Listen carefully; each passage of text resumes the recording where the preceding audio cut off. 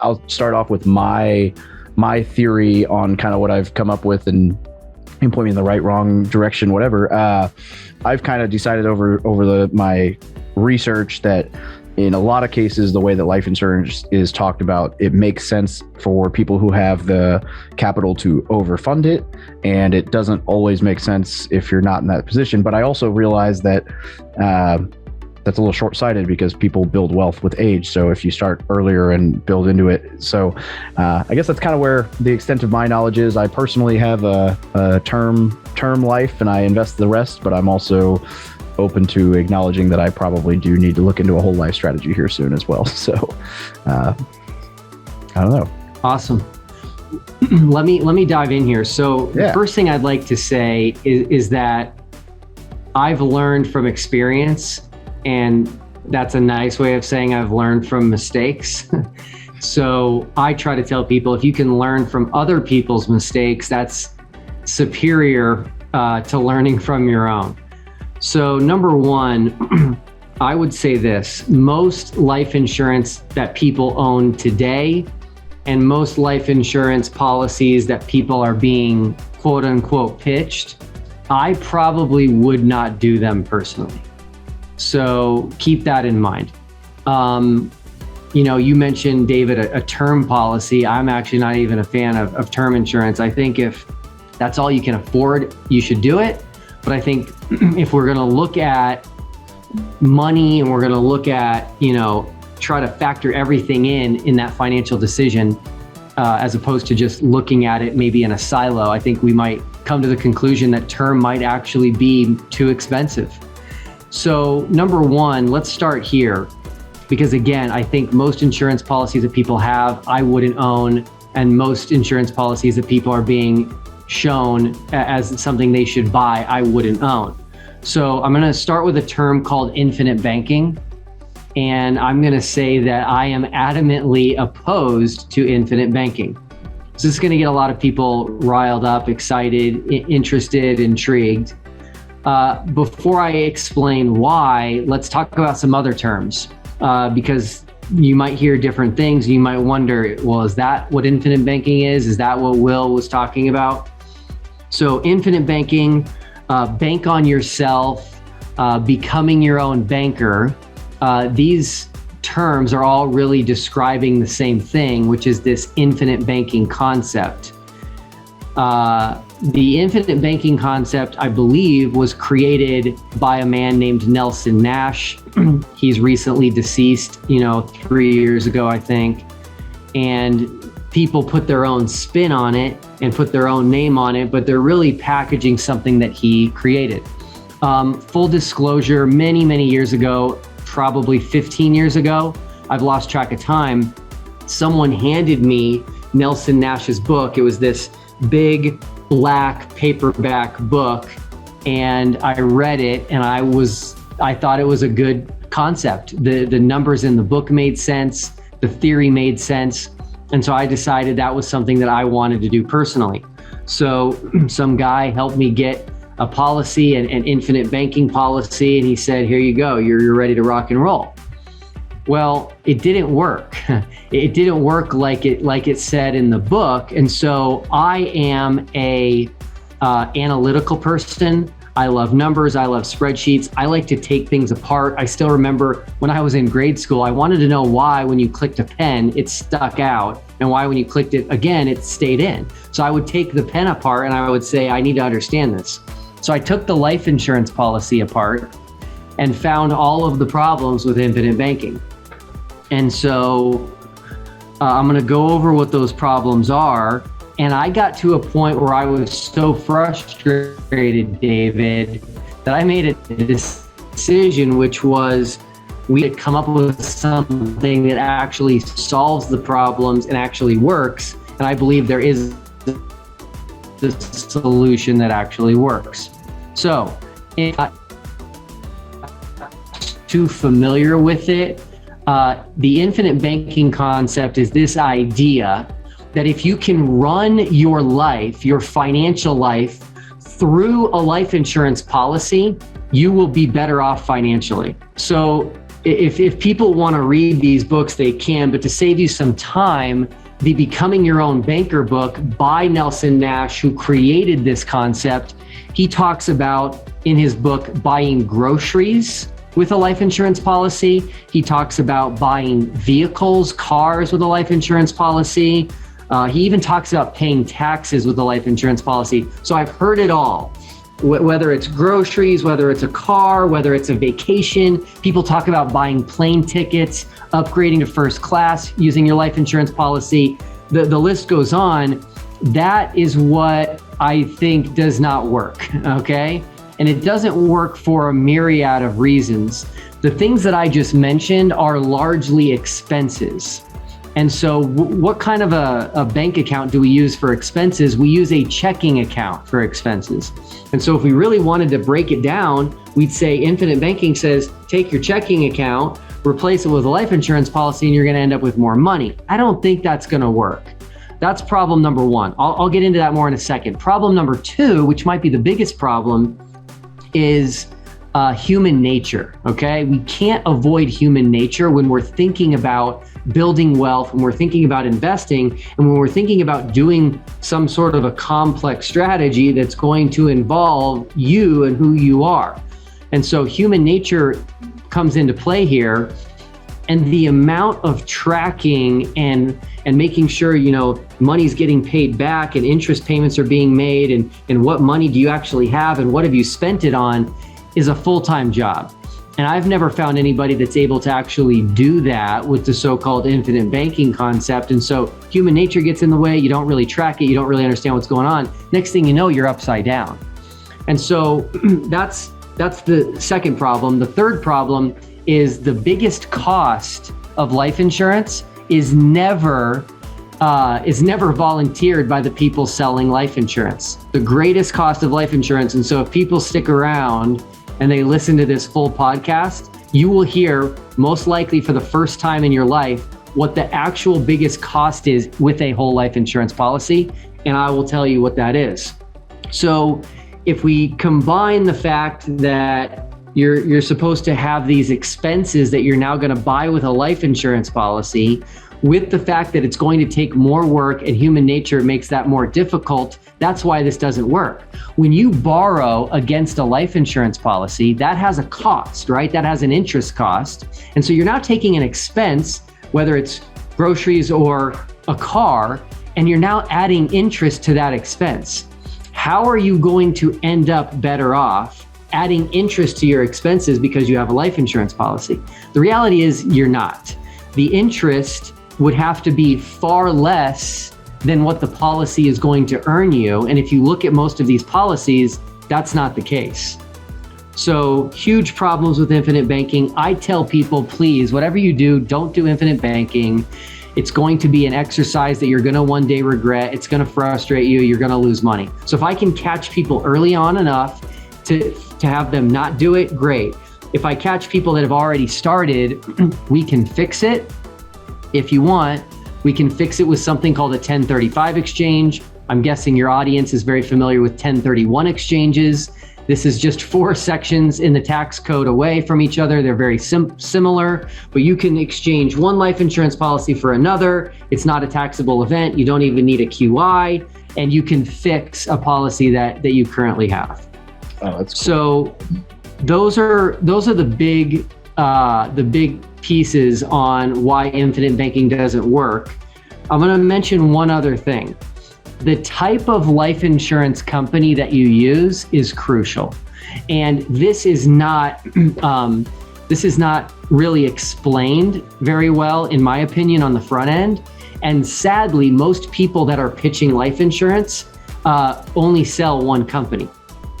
And they only sell one company usually because they're known as what's a captive agent. Captive agents work for one insurance company. They only sell that one insurance company, and they have special contracts and special agreements with that insurance company to only sell their product. And that is a conflict of interest that I believe merits taking a look at.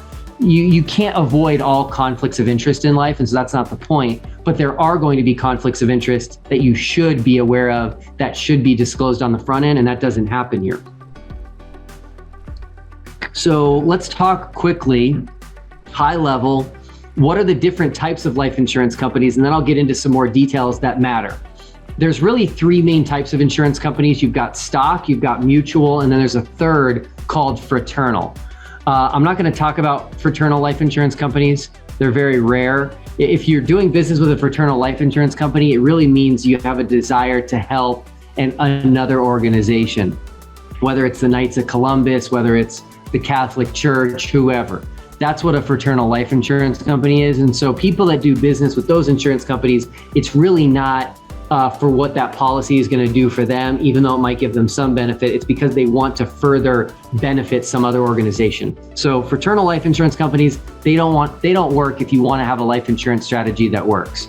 That leaves you with stock and mutual, which has to be over 95% of the remaining life insurance companies. A life insurance strategy that you want to utilize for some sort of a financial strategy for you while you're living, meaning it's not a term policy, right? You don't benefit from a term policy, and you don't want someone else to benefit from it either, because that means you're dead, right? So this is a policy that is going to give you benefits while you're living. You're going to want to use a mutual life insurance company. Stock companies don't have obligations to pay profits to policyholders like a mutual company does, because a mutual life insurance company is owned by the policyholders. Now, you might hear this elsewhere, but now let's get into another idiosyncrasy, and again, why I'm not a fan of infinite banking. There's actually two different types of mutual life insurance companies. There's direct recognition and there's non-direct recognition. The first policy that I mentioned that I had that didn't work, one of the reasons it didn't work was because it was a direct recognition company. Guess what? No one told me that there even was classifications of direct recognition and non-direct recognition. I was looking at the numbers and I was like, wait a minute, this was what the dividend was supposed to be, but it was less. Why? And it's because it was a direct recognition company. What does this mean? Well, direct recognition is a legal term, and it means that the insurance company is going to directly recognize any policyholders that actually borrowed against their policy the previous year, and they're going to change the economics of the policy. That's a problem, right? And so what that means is that when you were pitched this life insurance policy and you were shown this illustration, there's nowhere that you can see direct recognition at play on that illustration, because it only happens when you borrow against the policy. And you're being shown an illustration where you haven't borrowed against it yet. So this is like, smoke and mirrors in a sense. This is, in my opinion, bait and switch. This has to be explained to people on the front end so that they can make a decision with all of the facts. And so again, most people that are pitching infinite banking are utilizing direct recognition life insurance companies. If you want to know whether or not the policy that you have is direct recognition, if you want to know whether something that you're being pitched is direct recognition, feel free to reach out to me. I can tell you pretty much instantly. There's not that many insurance companies in the space. I pretty much have them memorized. And then you could also ask the person you're working with, but I do want to give you a heads up. Interestingly enough, a lot of people selling this stuff don't even understand it. They don't even know. I'll give you a interesting case study here. I had a representative contact me recently, and somehow he heard about me and he heard that I teach people about direct recognition, which I don't like, and non-direct recognition, which I prefer. And he represents an insurance company called Northwestern Mutual. If you've heard of life insurance, you've heard of infinite banking, you've probably heard of Northwestern Mutual. They are a big company, but they're also a direct recognition company. So he asked to talk to me because he wanted to find out why I'm so adamant about this. And he made an interesting comment to me. By the way, we spoke yesterday. He said, Will, I really didn't understand the full ins and outs of direct recognition. And so I called the home office of Northwestern Mutual, which I think is in Milwaukee. And he said it was not easy to get this information from them. He said he spent at least an hour on the phone trying to get this information out. This is my point. This is information that's being suppressed, that's not being described, and that is a red flag, and that means it probably doesn't benefit you as a policyholder. So if you have a direct recognition policy, you want to know that, number one. If you're being pitched one, you want to know that, number two. And I'm going to tell you right now, I have never seen it to where it benefits you as the policyholder. It makes the numbers worse. So that's huge. Now, as I mentioned before, David, I decided I was either going to scrap this idea and never look at life insurance again, or I was going to solve it, and I was able to solve it. So what I've been able to create, and we've got a really good reputation for this across the country, is I was actually able to create a life insurance strategy that works, that doesn't have the problems that I just described. Before I go into that, I want to make good on my promise, and that is telling everybody what is the biggest cost with life insurance. And no one else will tell you this. Trust me, I've listened to tons of presentations. I've read a lot of books. Nobody will mention this. Here it is right here. The biggest cost with life insurance is lost opportunity cost. That's your largest cost. For those of you that don't know what that is, lost opportunity cost is when you don't have access to funds and therefore you lose out on the opportunity to invest in something else. That's what lost opportunity cost is. And so with a life insurance policy, the amount of money that you put into it that you do not have access to, either the first year, first 2 years, 3 years, whatever that time frame is, that is true lost opportunity cost. Now, you also have lost opportunity cost in your example when you own term insurance, but it's just on a little bit of money. You're paying for term and you can't invest that money.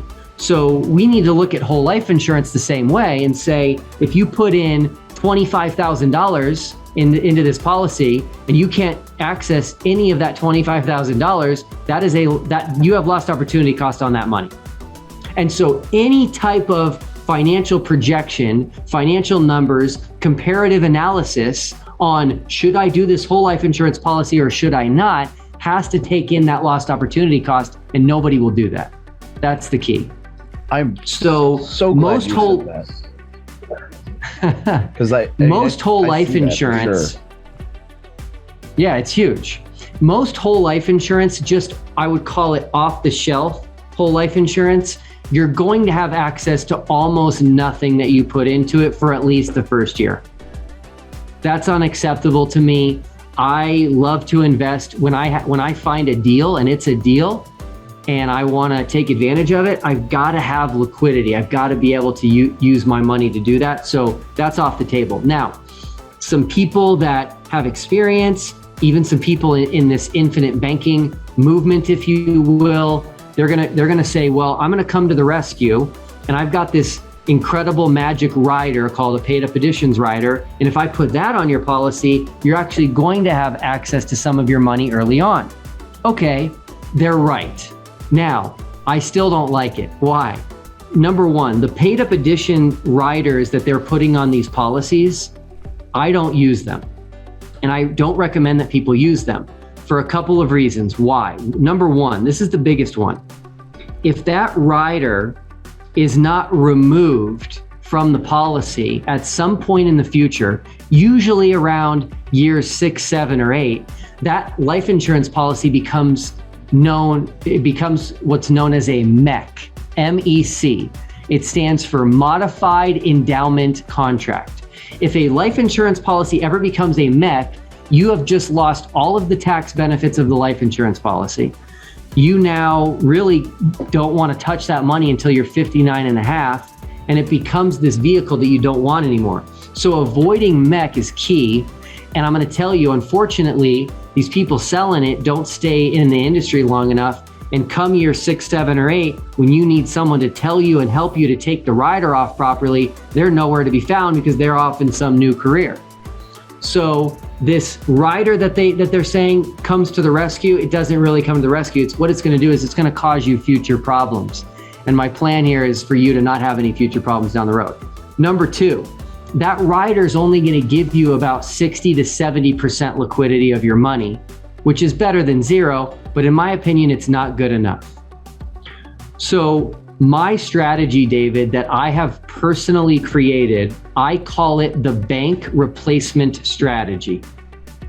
The reason I came up with the name was twofold. One, I need to get as far away from infinite banking as possible. And two, what I'm saying is that a bank savings account is actually probably not the best place to store cash that you are saving up to invest in something like real estate, like a business, etc., down payment, whatever. And so I'm saying, let's find something better than a bank account, than a bank savings account to accumulate significant amounts of money. Let's call it tens of thousands of dollars, maybe even hundreds of thousands of dollars, that we can utilize to still do the same investments we were going to do, but not earn pennies or next to nothing like we would with a bank savings account. That's the difference. So if I can create a policy that's going to give you similar liquidity to a bank account, that's going to earn a return greater than a bank account, that's going to give you tax benefits, meaning the gains are tax-free, it's going to give you a death benefit, and it's going to give you the ability to access it to take advantage of these investments that you are planning on making anyway. That, in my opinion, is a winning strategy. And that's exactly what this strategy is. So we have figured out a way to give our clients at minimum 90%, sometimes more, liquidity on day one of that policy. That's significant. Now we're talking about similar liquidity that you would have in a bank account. And then again, we are not looking at this. Life insurance is often pitched as this is better than an investment. This is better than your bonds in your portfolio. This is something you need in your investment portfolio to diversify. I think that's all bogus. What I'm saying now is no, this is not going to be better than an investment. This is now going to be better than a bank account. And if I can give you something better than a bank account that enables you to continue to do the same investments that you were planning on doing anyway, now that's a winning strategy. And that's exactly what this is. I don't have to play with numbers and statistics and try to pull the wool over people's eyes to try to convince them that some life insurance policy is going to be better than some investment that they're making because the life insurance policy is tax-free and the investment is not. That's all bogus. But if I can show you that this life insurance policy, David, is actually better than a bank account and has a higher return than a bank account, and you can still invest in the same things you were going to invest in anyway, I think that is a winning strategy. Yeah, let me give you a quick success story. It's an outlier, so people don't need to think, oh, if I can't do that, then this isn't for me. This is an outlier. I had a family, very wealthy family from California, contact me about 7 years ago. And they said, hey, Will, we heard about your strategy. We like it, but we are wanting to buy a multifamily property, but this property is off market. And so we've got to buy it with cash. So we want to do your strategy, but we also need to close on this within the next few weeks. Can we do both? Otherwise, we're just going to do the apartment building. And I said, absolutely, we can do it. That's what this strategy was built for. That's what it was designed for. And so this family wrote a check for $2 million into their life insurance policy. And within the next 7 days, took out around 1.8 million to pay cash for that multifamily property. That is the power of this strategy. And that's phenomenal. And then this is a non-direct recognition, I assume, because you hate direct recognition. Yes. And to clarify for that, yes, in super dumbed down layman's terms for well, I can't be the only idiot Marine on this listening to this podcast. So my understanding is that, and actually I just read the book Lifestyle Investor like last week, and that was the first time I'd ever heard about direct versus non-direct recognition. And I've thought I'd done a little bit of research and whatever. So essentially what that means for those of you listening, and correct me if I'm wrong, is that if you have $100,000 that you're getting paid the dividend on in a direct recognition policy or in a non-direct recognition policy, if you lend out 90,000 of it, you still earn on the 100,000. And in a direct recognition, you're now only earning interest on the 10,000 that's left in the account. And the other, is that accurate, or is it that the percentage drops? Or it's fairly accurate. By the way, I had no idea you read that book. Justin Donald, who wrote that book, he came to me to have me fix his life insurance. And I taught him about direct recognition and non-direct recognition, which is why it ended up in the book. That's awesome. So in a non-direct recognition environment, which is what I help people set up and what I recommend, you're going to get the dividend as if you had not taken any money out of the policy. They're not going to say, oh, well, you took money out, but this person didn't, and so they get more money than you do. That's not what they're going to say at all. So yes, you can borrow against the policy and you're going to get the same dividend as if you had not borrowed against the policy. Direct recognition, though, is going to change what your policy is credited based on how much money you actually borrowed against the policy. And so I look at that as actually something that is going to deter someone from wanting to use the cash, which again, maybe this is a little conspiracy theorist minded, but I think that that's what the insurance company is going for. They're like, hey, what can we do to deter people from borrowing against the policy? That's one way of changing your dividend if you borrow against the policy. That's what direct recognition is. Like the most common things that I hear when I'm hearing this is people trying to pitch it as the best investment ever and not mention that it's more of a saving strategy or a wealth preservation, capital preservation strategy. People not mentioning the opportunity cost and how long it's going to take to actually get access to those funds if you can't afford to overfund it. And then the direct recognition, non-direct recognition. I think that's those are probably the biggest things. I guess the question for me would be, like, in your opinion, is there like an avatar that this makes sense for more than, like, if you're and for most of my audience, it's like young service members or service members in general. Like, do you think, like, is there a spot for this in like a 19, 20-year-old who's thinking long-term, or is it better geared for somebody who is a little further along? Curious if there's an avatar that this is a better strategy for, or if it just depends on how you use it. Yeah, it's really going to be for somebody that feels like they're ready to start saving a certain amount of money on an annual basis and investing that money going forward. You really need to have, your income established. You need to have your, discipline established to where you're not spending everything you make. It's like, okay, here's what I make. I live off of this, I save this, and I invest it. Once you're established in that regard, that's a time to begin to look into it. But really, that's what it comes down to. We're just taking a portion of what people are saving and investing on an annual basis anyway, and just running it through the life insurance policy in order to give them an additional asset that they're going to be proud of, as opposed to a simple bank account. Here's what you need to do. Anytime someone is pitching you life insurance, just immediately ask two questions. Ask for the company name, but as soon as they give that to you, it's going to be meaningless. Follow up with this question. This is the important one. Is it non-direct recognition or direct recognition? Start there. If they don't know, then they're probably not your person, okay? If they don't know the industry, they're not your person, right? Like if you're going to somebody for a mortgage and you ask them, do you do a VA loan, and they don't know what a VA loan is, they're not your guy, okay? So if they say direct recognition, then they do know what they're talking about, and it's direct recognition. You can just shut the conversation down right there and just say, I'm sorry, I'm not interested in direct recognition life insurance. Huge. I've just saved you so much time. The second question is, if they seem like they know what they're talking about, they immediately say it's non-direct recognition. The second question is this: can you give me 90% liquidity on day one of the policy? And if they hesitate or they say, I don't know, or not quite, well, then you just say, I'm not interested, because that exists. That's what we're doing for hundreds of people right now. If they say yes, then you could say, great, show me an illustration. That's where you want to see you. Then you want to make sure that they're not just saying yes to get you to move into further conversations, but you're probably going to get at least one no, if not two no's. It's going to save you a ton of time. What questions would people smarter than me ask that I have not? Yeah, if we got as in-depth as possible on this, we could honestly talk for 3 hours. There's always going to be things that come up. So let me try to hit some of them.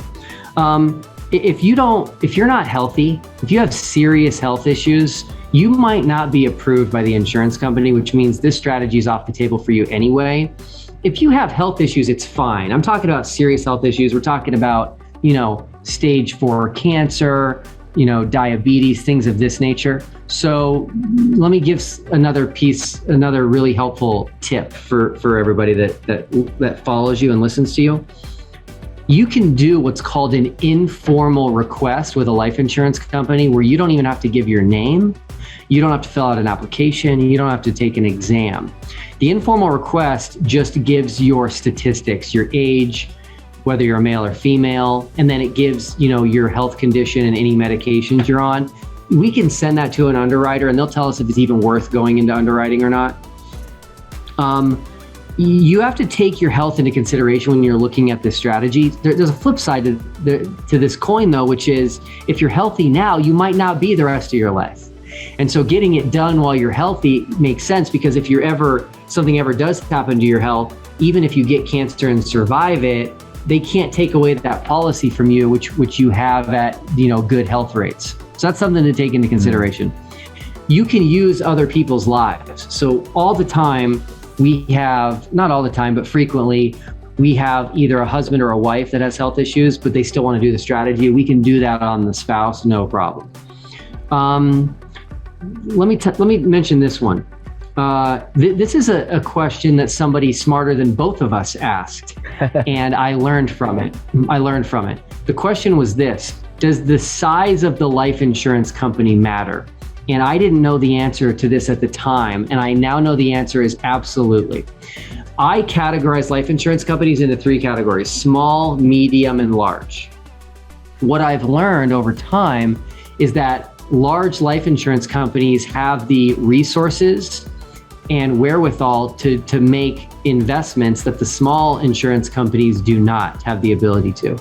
And so when it comes to the insurance company's dividend rate, when it comes to the insurance company's general portfolio performance, the smaller companies are struggling to create yield in their portfolio because they're only able to invest in traditional bonds, and his interest rates are historically low, and so they're really struggling to find yield. Whereas the big insurance companies, they can invest in real estate, they can invest in businesses, and they actually have the ability to create yield in this low interest rate environment. And so I would say, yes, insurance company size absolutely matters. We only work with large companies. So a couple other pieces there that might be helpful for everyone. Why is infinite banking, well, first off, can you explain what it is? And then second, why is it popular now all of a sudden? Well, first, infinite banking is a cash flow management strategy. It is a capital preservation strategy. It is building an alternate source of financing into your financial strategy, all things that can make you more resilient. What it is not is a financial product. It is not magic.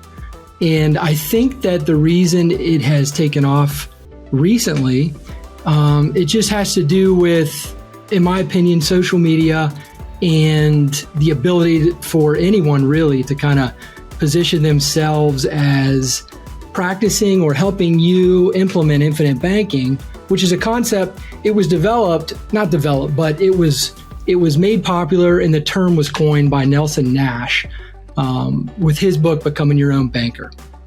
And that was late 90s, early 2000s, I think. People have since taken the term and just applied it to cash value life insurance. And specifically cash value life insurance, where you build high cash values early on. You don't really focus on the death benefit. You focus on the cash values. And so there's a difference between infinite banking, actually practicing the strategy and positioning the tool, which is the life insurance, into your strategy to be more resilient. There's a difference between doing that and simply buying a life insurance policy that focuses on high cash value. Insurance is a fairly unregulated industry, right? And so I say that obviously it's got regulations and everything, but there are, my biggest gripe, right, is that every insurance rep I talk to says, oh, well, the reason that doesn't work is because every other insurance rep doesn't know how to structure this, but I do. And then you talk to the next guy and he's like, well, that guy doesn't know how to structure it, I do. And every single rep says that, right? And they, and they don't even know the difference between a direct recognition and a non-direct recognition policy and this, that, and the other, and all the other things. And they just, it seems to be touted a lot on social media as this like almost get rich quick first level of investment strategy. And you hit the nail on the head right out the gate. Capital preservation, cash flow management. I think if you can overfund it, you need capital preservation. It's like a 20-year-old doesn't necessarily need to be as concerned about preserving capital as they do growth. And somebody who's amassed a ton of wealth probably makes a lot more sense to overfund an insurance policy as opposed to be worried about how much, I don't know if I'm explaining that right, but that's where I get frustrated about it. And like when I see it in my Facebook group is people are like, cash out your TSP and roll it into whole life insurance. And I'm like, that should not be your first investment. No. The gist is you're going to as David said, you're going to overfund this cash value life insurance policy, and then you can borrow against it. Is that sort of what's going on? So let me go back to something I said earlier. All right. First off, it's not for everybody. All right. Second off, you have to understand any financial product you buy. You have to understand how it's going to fit into your overall strategy, right? To me, the infinite banking concept or positioning the whole life insurance in your strategy, what you're doing is you're building an alternate source of financing that is going to be there to make you more resilient when market volatility happens, when you're a small business owner and revenues are low, long enough to where, how am I going to make payroll? You have an alternate source of financing that you can tap into to weather the storm, to keep fighting through the hits, all right, to bounce back when you get knocked down. So for me, that is why it's positioned in my financial strategy. And so when you understand that, it becomes a tool in your strategy, and it's not magic. It's not just a hot topic item. Okay. It's something that is positioned there and serves a real purpose in your overall financial strategy. So it's not just put the insurance policy in place and then take policy loans out and all of a sudden you're doing infinite banking. You have to have a strategy. You have to have a reason for taking a policy loan. And then you have to have a strategy to pay it back. What you're doing is by capitalizing the policy, your money is in there and untouched. The policy loan is a loan from the insurance company. It's not your money. And that's why there's an interest rate attached to it. It's just like a home equity line of credit. It's not just like, but it's very comparable to a home equity line of credit. You build up equity, you can leverage the equity via the home equity line. By doing that, you leave the underlying asset untouched. Your money is untouched. The whole life insurance policy is untouched. In the case of a home equity line, the house, you still own it. It's untouched, right? Meanwhile, the value is serving as collateral on the loan so that you can use the loan or the cash value to put into other opportunities, other investments, etc. How is this different than, say, a CD loan? Say I take $100,000, I buy a CD, and then I can borrow against it from the bank. Is that similar? This is a similar what we're talking about? I haven't done that. So, but what you're describing, capitalizing an asset, the CD, and then using that as collateral for a loan from the bank, it sounds like very similar process. All right. So the life insurance policy has very unique characteristics as an asset, though. The cash value growing inside of it is growing tax-free. First of all, it's also tax-free. How you pay taxes before? You pay taxes after. It's growing tax-free. The premiums are after tax. Okay, they're not tax deductible. So then you pay your premiums. The cash value is growing while the policy's intact. While the cash value is in there, you don't pay taxes on any of the earnings while it's growing. And then the only time you pay taxes if when you withdraw is if you withdraw beyond basis. In other words, if you withdraw more than what you ever put into the policy, or if the policy lapsed for some reason and you had an outstanding policy loan, or the cash value was more than what you had put into the policy. At that point, there would be a taxable event. The death benefit's income tax free. And then the only other avenue where it might be taxed is estate taxes. It does factor into your estate, the value of your estate. So there could be estate tax implications there. Where does the capital go to grow? Like, what's the growth mechanism? Like, is it in a money market? Is it in a fund? No, so the whole life insurance, like I'm talking about, whole life insurance policy from a mutual insurance company that pays dividends. The whole life policy there's a general account at the life insurance company. And so all of the whole life policies, the cash value is part of the general account. So it's not a separation of, hey, my cash value is in an investment account and the death benefit component is separate. It's all one. And so, and this is very interesting because this is why an insurance company making a policy loan to you as a policy owner, it's one of the safest places that the insurance company can lend out money. And that's because from their general account, they're going to invest their funds to make a profit. Okay. As a mutual insurance company, the policy owners own the company. So it's in the best interest of every policy owner for that mutual insurance company to be profitable. If folks are taking out policy loans, then the insurance company, instead of investing that money from their general account where they normally would have invested it, they are instead lending it out to the policy owner.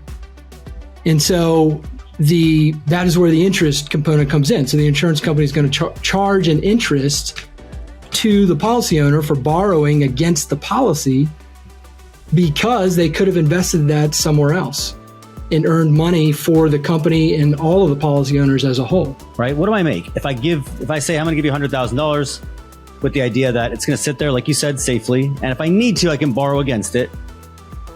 Right? What do I make? What's my return for giving you the money? If I invest this or buy this insurance product, do we know what the rate of return is on that and how it's calculated, and then how it's what would the loan rate be so that I know the delta? Because the idea, as far as I was sort of told, was the infinite banking idea was, right, that term comes from I could put money in and then I could borrow it at a cheaper rate. So I could make money on the delta while the insurance company had my money. That was the sort of the pitch that was sold to me years ago. That's why it was called infinite, because I could give $100,000 and then I could borrow, and earn 6%, and then I could borrow it at 4%. So I make 2% on my money while I have all my money for free. Sort of like that. That was the pitch. Right. Yeah, that does sound like a pitch. And so I'm like, if I can't understand it, right? It's sort of like in 2008, they had these derivatives in mortgage securities. It was incredibly complicated, right? And it sank, and I'm not equating these two, but it sank the global economy because nobody understood it, and it had risk that people didn't understand. And so I'm trying to get a really simple understanding of how this works, so that I know that it's, so that I can wrap my brain around it. Okay. When you start talking about the deltas from the policy and the policy loan interest rate compared to the internal rate of return on the cash values, people who are talking about it like that are kind of missing the point. The point is you have to store your capital somewhere. It could be a CD, it could be a bank account, right? Savings, checking, it could be a money market. You could prefer to have everything in checking except for what's in the equity of your homes. And you store everything in the equity of your real estate. You have to store it somewhere. And so what infinite banking is, you're choosing to store your capital inside the whole life insurance contract. By doing that, paying your premiums, building the cash value, that pool of capital is guaranteed to continue to grow. And you can leverage that guaranteed by the contract with the insurance company. Therefore, you're storing your capital somewhere, which you have to do. It's growing and it's building equity inside the asset that you can leverage. And so it's an alternative source of financing. It is not the end all be all. And that's what drives me nuts is when I hear other agents marketing it like it's this magic system where you're going to recoup all of life's interest costs, and when you pay back the loans, you're paying back yourself. Not true. You are building an alternate source of financing, and that is coming from, you can assign it to a bank and take a bank loan against it if you wanted to. You can take a policy loan from the life insurance company. Okay? It is an asset that is assignable, that you own, that you can leverage. And because of that, you are more resilient. Okay, when you run into any aspect of your life where you need to borrow, that is another option. And so you could look at your capital that's built up inside the policy, and you could say, all right, I have options. I can try to go to the bank and get underwritten for a loan, or I've got this pile of capital sitting right here that I can leverage, right? It gives you options. And so you can look at the interest rate from the life insurance company. You can look at the interest rates that you could get from the bank if you were to assign it to a bank and collateralize it. You could look at what you're going to get on your home equity line. All right. And you have options and you can make choices. And that's it. That is how it is positioned. So in my strategy, my money goes there first because, hey, I've got to store my dollars somewhere. I choose to store it there first so that it's building cash value, and it's an ever-growing source of finance for me. And then I leverage that into my syndication deals, my single-family homes, my duplex, my business.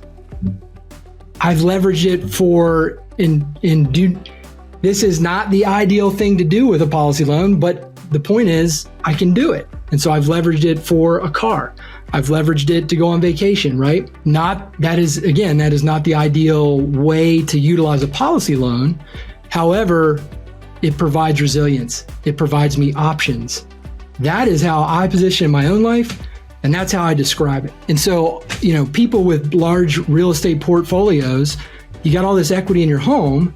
Well, if you don't have options for financing, you still have to go to the bank and you still have to go through their underwriting process to get access to it or sell it, right? And so there's a lot of policy loans, no underwriting, contractually guaranteed.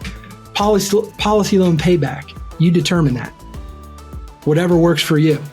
I recommend you always have a payback strategy because they are loans like any other loan that will accrue interest. And if you don't watch it, it'll eventually exceed the cash value, right? So you have to have a strategy. However, if you fall on hard times and you can't make a loan payment, there's no liens on anything except the cash value. And so if you use that loan payment for the down payment on your duplex, the life insurance company doesn't have a lien on your duplex. So you miss a payment, they don't care. The life insurance company doesn't care if you miss a payment because your cash value is already there backing it up as collateral. And so if the loan balance exceeds the cash value, they're just going to cancel the policy and pay off the loan. You don't want that to happen, but it explains why the life insurance company feels so safe and secure in loaning you the money. David, did you do this infinite banking thing? Not yet, no. There's a chance that I may at one point utilize it. I got, and this is part of why I'm so jaded about it, I got sucked into First Command whole life when I first got into financial stuff way back in the day, and it was a cash value. Dude, I invested in that thing for like 4 years and I had $1,200 in cash value. It was a terrible, and it was, I didn't know what I was doing. He didn't know what he was doing. It is what it is, right? And unfortunately, being in charge of a massive Facebook group, I am the one who weeds out all the spammy comments, and so I see all of the pitches, which is why you've probably seen me in the Facebook group, and Brandon's seen it, where I'm trying to instigate these guys, like the guys who are actually doing the really spammy pitches, the guys who don't really know what they're talking about. I've been trying to I'm like, you know what? Hey, I will unblock you from the group if you will do a live video with me and allow me to record it, and I hear your pitch. And they're like, well, let me just do it. I'm like, no, we record the call. No one has ever taken me up on it. The only people who've ever taken me up on it, Brandon's offered, but there's no point because I know Brandon's viewpoints. That's not the point. Or Will Duffy, like, okay, but he knows what he's talking about. Those aren't the people I'm wanting to have the actual dialogue with one of the guys who has just been spoon-fed the pitches. Because one of my other favorite pitches, you'll appreciate this one, Alex, if you've never heard it before. My favorite pitch, I believe, out of all of them is, but what if you had your entire retirement savings in the stock market in 2008 and you retired, and then the crash happened and you were retired and you lost everything? Then now insurance would have been the best thing ever. And I'm like, that, and they use it as like the hypothetical, like perfect storm to say insurance never loses money, therefore it's the best investment ever. And I'm like, okay, but what if we backed the exact same scenario out over the last 20, 30, 40, 50, 60, 70, 80, 100 years?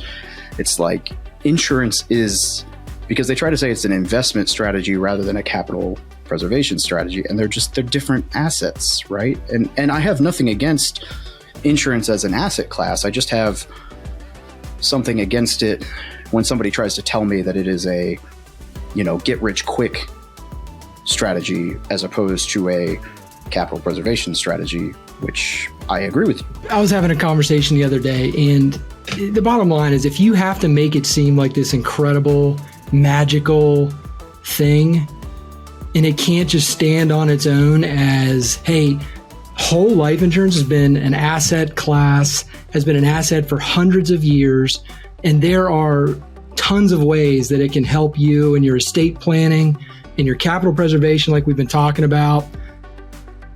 I use the term infinite banking because that is a term that was coined by somebody else. It was a book, right? I'm an authorized infinite banking practitioner, which means I've also gone through some extra training in how to actually implement a strategy as opposed to just trying to sell products. But if you have to doctor up your language to make it seem like something it's not, then you're probably not, either the person doesn't know what they're talking about, A, or B, it's not as good as what they say, right? Because they're trying to make it sound better. I want to go back to your example of, like, what if you had all your money in the stock market during the crash and you were retiring that day or that year? I just want to go back to what I've been talking about the whole time from a resilience standpoint. If you had been building a separate alternative source of financing because you wanted that in your strategy to be more resilient for down markets, then in the down market, you would have had another option to leverage or to tap into, instead of, let's say you did retire, and let's say you were on a typical withdrawal strategy that you hear out there, 4% rule. And let's say that year you were supposed to take your 4%. Okay. If you had no other options and you had to live and you couldn't get another job, if the market went down 20, 30% or whatever it went down, right? And then you also had to withdraw, you were compounding your losses at that point. Having an alternate source of financing just makes you more resilient. It's not a magic pill. It's just, hey, I've been capitalizing this over here as a way for me to withstand some volatility in the markets. Then that is why it's in my strategy. That is why I position it in a client strategy.